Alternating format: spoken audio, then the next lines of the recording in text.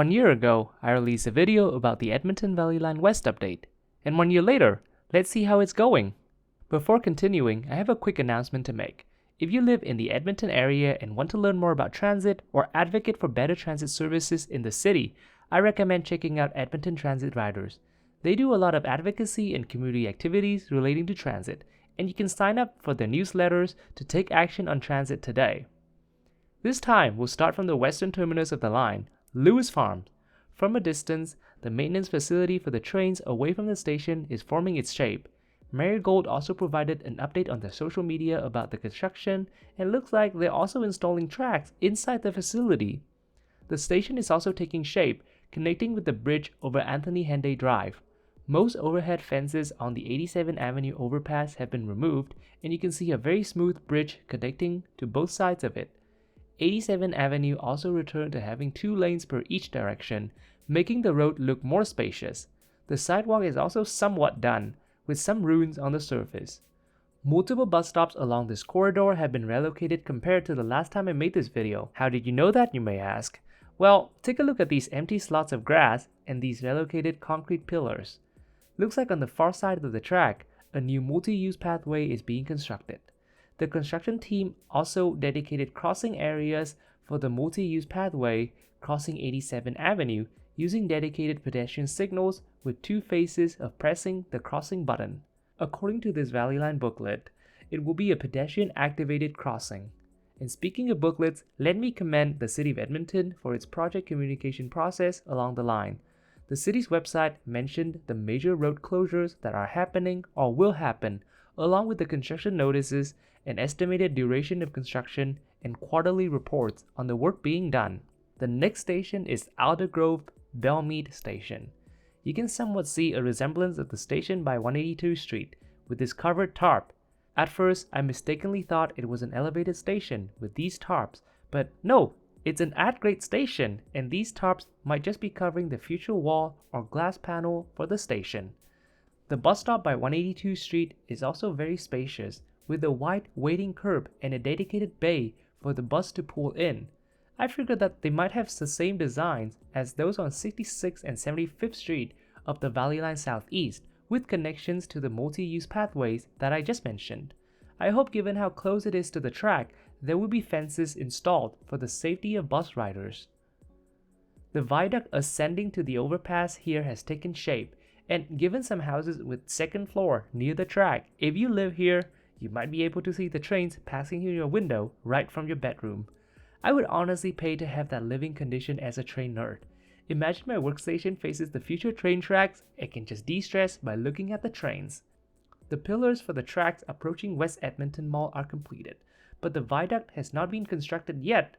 You can see the gantry here though. The construction of 2 elevated stations, West Edmonton Mall and Misericordia, is making some progress. When you start seeing those staircases and frames for the roof like at Davies. The traffic flow on 87th Avenue is also significantly changed due to the construction, and the viaduct looks fully completed all the way up to where it descends near Meadowlark Road. By the location of the future Meadowlark station, you can see a very wide sidewalk completed. In the last video, I mentioned how the construction of the line is an opportunity for road redesign for a more human-centric designs for all modes of travel, and this new design here will definitely promote other modes of transportation. On the other side of 159th Street, a mixed-use apartment complex is being built, giving the area a mega construction scene, and the traffic flow seems very chaotic. I think it's not just me who hopes that these overhead wired lights will be replaced once the line is completed. On a windy day like this, they look like they can fall down any time, and I also believe that once the line is completed, it could totally replace Route 900X and cause some major modification to Route 4. It may end right at Meadowlark, and a bus terminal may return to this location, but let me know what you think. Moving on to the next station, Glenwood, Sherwood. This area is having a mix of construction for a future apartment complex again, along with a big lot under a rezoning approval 2 blocks away for a multi-unit housing. I feel like the developers are racing with the construction speed of the line, as once these projects are completed, they are like a match made in heaven when the new apartments help provide a good supply of housing and the future residents have a good transit system to travel across the city.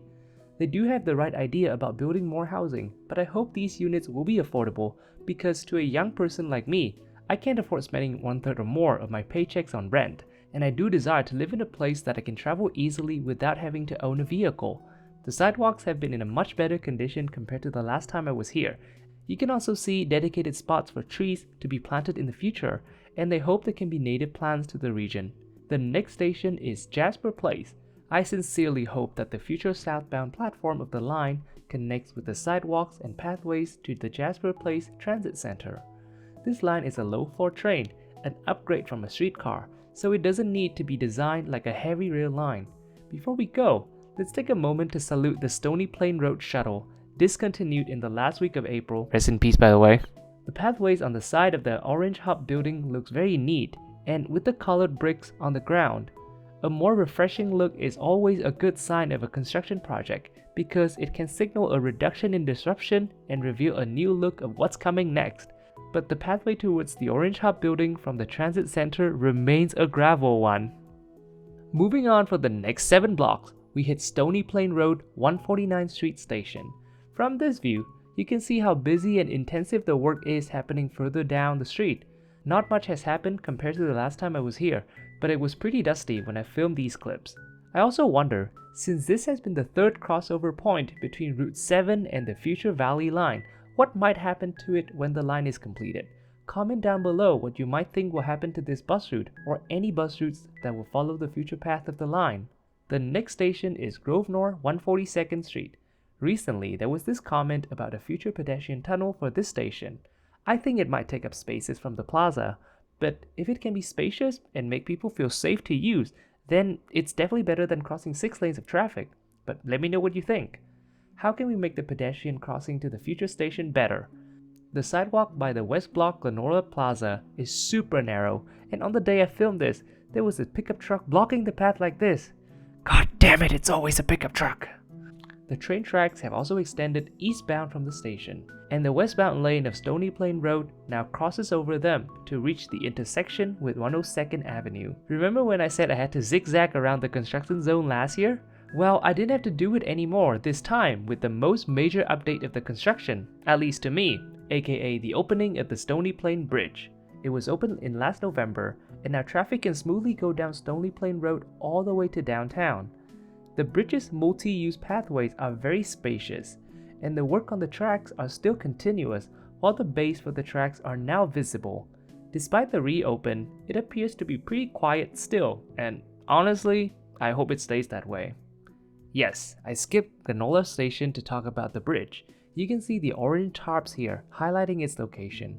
A long section of tracks have been laid here, and you can enjoy a pretty smooth and new sidewalk with curb cuts and tactile strips provided at intersections. Tracks have been laid for a pretty long segment from Stony Plain Road Bridge to around 135th Street. The construction team also placed mirrors and crossing signals for pedestrians and bikes to safely cross the road. This time, I get why they did so, with all the large vehicles coming in and out of the side, and now with the regular traffic as well. Moving on to the next station, 124th Street. The construction leaves a zigzagging path for pedestrians like this, and this concrete barrier here looks like it's the future location of the platform. Some new curves have been formed around this area, and the road is starting to take shape for the future train track. Since this is a very congested intersection, traffic backups frequently happen here, so I hope 124th Street will become a future rapid transit corridor since there's already Route 2 and 5 running frequently through this area. Speaking of Route 2, I think it might be the next one to have modifications following the 7, 4, and 900X. Let me know again what could happen to this route. From 121st Street, you can enjoy a wide, spacious sidewalk or multi-use path all the way to 116th Street. However, I think the road surface here may need one more layer of paving since there's still a gap between this curb cut and the road surface, which I consider that a tripping hazard. Both Brewery 120th Street and the Yards 116th Street stations haven't taken shape, but you can see the new curbs and medians for traffic flow. According to the booklet, there will still be 3 lanes in each direction, so I assume that the lane width will be reduced.